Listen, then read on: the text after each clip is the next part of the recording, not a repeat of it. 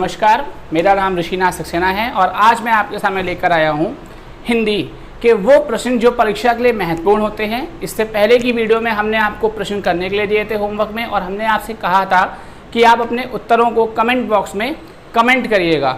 आज मैं पहले उन प्रश्नों के उत्तर आपको बताऊँगा और फिर हम आगे कुछ पढ़ते हैं आज।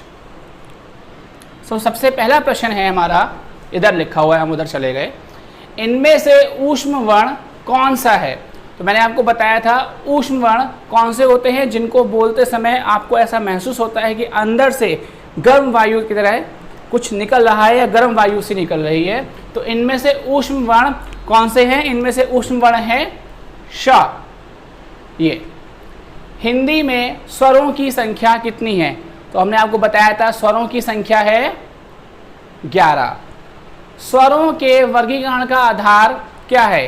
ये हम आपको पढ़ा चुके हैं कि हमने आपको पढ़ाया था उच्चारण जो हम करते हैं स्वरों का, उनका स्थान कहाँ से उच्चारण हो रहा है स्वरों का। तो स्वरों के वर्गीकरण का आधार है स्थान। इनमें से ऊष्म ध्वनि कौन नहीं है? मैंने फिर से आपको यहाँ पे बताऊंगा कि हमने कहा था जहाँ पर नहीं शब्द आता है उसको आपको बहुत ध्यान से पढ़ना है। इनमें से कौन ध्वनि ऊष्म नहीं है? तो इनमें झा जो है ये ऊष्म ध्वनि नहीं है। आप इन सबको बोलिए श, श, सा। आपके मुख से वायु बाहर निकलेगी। झा ऐसा नहीं आपको महसूस होगा। तो ऊष्म ध्वनि कौन सी नहीं है? झा। ड, ढ कैसे वर्ण हैं? तो ड और ढ आपके उच्छिप्त वर्ण हैं। आइए अब इधर, हिंदी में अ कौन सा स्वर है? मुझे पूरी उम्मीद है आप लोग ने जब इस प्रश्न को किया होगा तो बोलकर देखा होगा कि आ बोलते टाइम हमारी जीभ का कौन सा भाग उठ रहा है। तो हिंदी में आ कौन सा स्वर है? अ मध्य स्वर है। आ जो है वो मध्य स्वर है, मध्य भाग हमारा उठता है ऊपर को। संयुक्त अक्षर कौन सा है? ये हमने आपको पढ़ाया है। संयुक्त अक्षर यहाँ पर है त्रा। त्रा यहाँ पर संयुक्त अक्षर है। अगला देखिए, वर्णों के व्यवस्थित समूह को कहते हैं।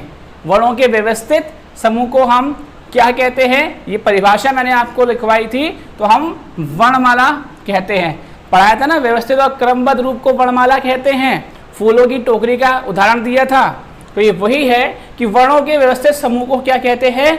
वर्णमाला कहते हैं। आगे आइए, वे ध्वनियाँ कौन सी हैं जो स्वतंत्र रूप से बोली या लिखी जाती हैं? तो स्वतंत्र रूप से कौन सी बोली लिखी जाती हैं? स्वर। स्वर वे ध्वनियाँ होती हैं बच्चों जो स्वतंत्र रूप से बोली और लिखी जाती हैं। 10वां प्रश्न देखिए, किस शब्द में अ स्वर नहीं है? अब आप इनको बोल के देखिए। वैदिक, वैदिक, ए इसमें आ रही है आवाज। पैतृक, ए की आवाज इसमें आ रही है। और हमसे क्या पूछ रखा है? ए की आवाज नहीं आ रही है, ए स्वर नहीं है। कोई नहीं, इसका उत्तर हो नहीं सकता। तो कौन सा बचा? स्नेह। स्नेह को आप उच्चारित करके देखिए अपने मुख से, ए की आवाज उसमें नहीं आएगी। अगला देखिए, किस शब्द में रि स्वर नहीं है? फिर से बोल के देखिए। कृपा, कृष्णा, दृष्टि, रिवाज। तो आपने जब इसको बोलकर देखा होगा तो रिवाज में रि स्वर नहीं है।